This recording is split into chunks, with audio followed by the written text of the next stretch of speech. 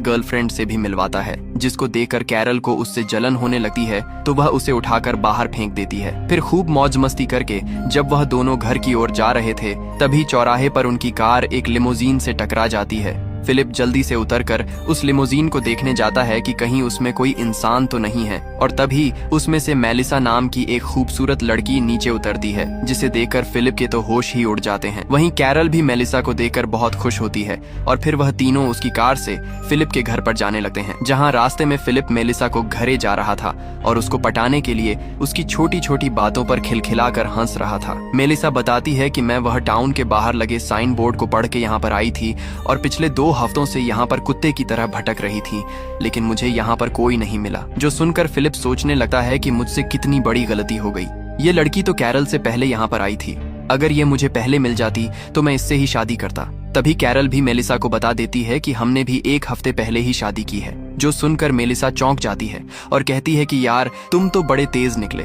वहीं ये शादी वाली बात फिलिप को बिल्कुल भी अच्छी नहीं लगती और इससे पहले कि कैरल उन्हें कुछ और बताती, वो कार की बीच वाली खिड़की को बंद कर देता है। इसके बाद वो तीनों घर पहुंचते हैं, जहां मेलिसा उसके घर में लगी हुई महंगी महंगी पेंटिंग्स को देखकर हैरान हो जाती है और कहती है कि मैं बहुत थक गई हूँ, मुझे रेस्ट की जरूरत है। फिलिप कहता है कि तुम मेरे घर पर आराम कर लो, हम बहुत सारी बातें करेंगे और साथ में मिलकर खूब मजे करेंगे। पर तभी कैरल कहती है कि अगर मैं होती तो उसके घर में बिल्कुल भी नहीं रुकती, क्योंकि फिलिप इस घर के पुल का इस्तेमाल हगने के लिए करता है। जो सुनकर मेलिसा कहती है कि ठीक है, मैं अपने लिए कोई दूसरा घर ढूंढ लूंगी।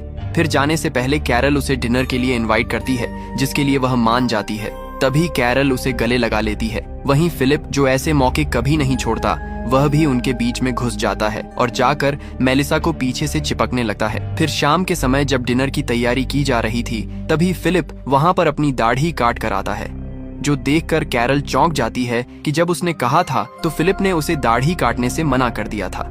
दरअसल वह मेलिसा के साथ इंटीमेट होने की नाकाम कोशिश कर रहा था, जिसके लिए वह कुछ भी करने को तैयार था।